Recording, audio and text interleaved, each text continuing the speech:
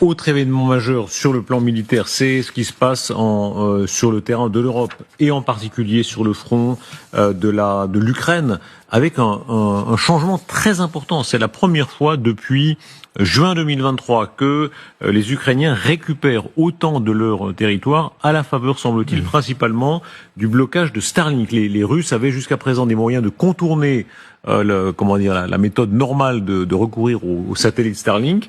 Starlink empêche ça, et ça a créé un très grand désordre dans les lignes russes. Ils sont comme aveugles et sourds. Qu'est-ce qui se passe ?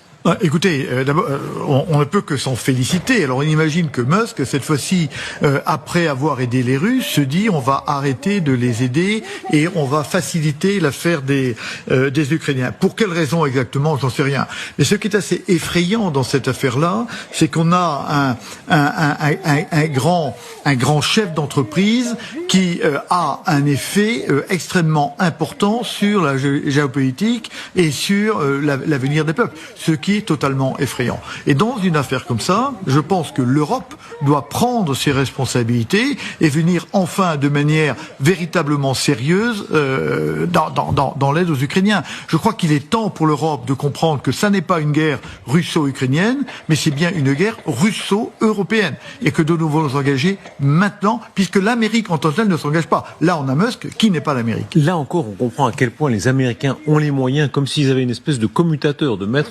on-off. Et Elon Musk, on sait d'ailleurs pas très bien si ici la préoccupation est commerciale, parce qu'il n'aime pas trop qu'on joue avec son système, ou si elle est un peu politique, c'est-à-dire si l'Amérique veut en quelque sorte faire pression sur les Russes. Clairement, il y a deux idées. Clairement, d'abord, c'est politique, et la technologie aujourd'hui a fait irruption dans ce champ de bataille. Même sur l'Iran, par exemple, moi, je suis intimement convaincu qu'en Iran, il y a le même processus aujourd'hui qu'en Ukraine. Vous avez une espèce de guerre souterraine, une guerre invisible, une guerre numérique, une guerre cyber, qui est déterminante. Les communications, vous contrôlez le renseignement. Bien sûr, nous, les images, on verra des combattants, des chars, etc., même des drones, etc. Aujourd'hui, la vraie guerre de demain, ou la guerre d'aujourd'hui, c'est une guerre qui est numérique, une guerre invisible. Et encore une fois, Musk, avec ses moyens technologiques, joue un rôle extrêmement important pour empêcher les Russes de voir le champ de bataille.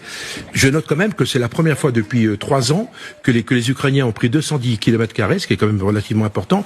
Et je souligne également quelque chose d'assez bizarre, on en parle assez peu, c'est qu'à Genève, actuellement, il y a des négociations en même temps entre l'Ukraine et les Américains, et en même temps entre les Iraniens et les Américains, en même temps à l'heure où on parle. L'incertitude du sort de la guerre, vous qui avez enseigné la guerre, en général, moi, je suis frappé de voir à quel point, d'une semaine à l'autre, tout change. Le vent, les Russes ont un système de ballons pour remplacer les relais satellites Starlink, et il se trouve qu'il y a beaucoup de vent dans la région, on est en février, et ce vent